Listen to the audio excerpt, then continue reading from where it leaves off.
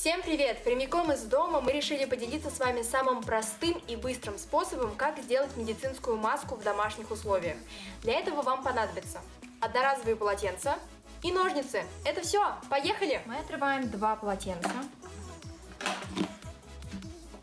И поскольку они у нас слишком большие, мы должны отрезать небольшую часть. Для удобства мы сложили пополам и сейчас отрезаем. Если у вас получилось не очень ровно, не расстраивайтесь, у меня тоже. Так, вот такие у нас полотенца получились, и мы складываем их вот так.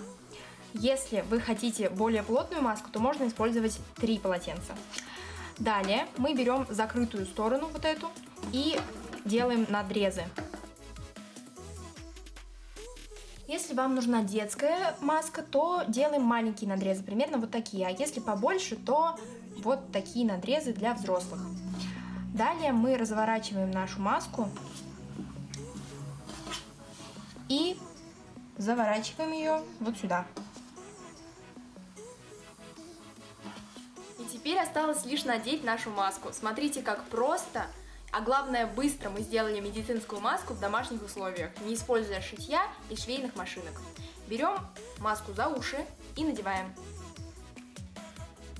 Теперь корректируем, можем сделать собственный дизайн, подогнуть. И вот смотрите, по-моему, очень здорово, лаконично и просто.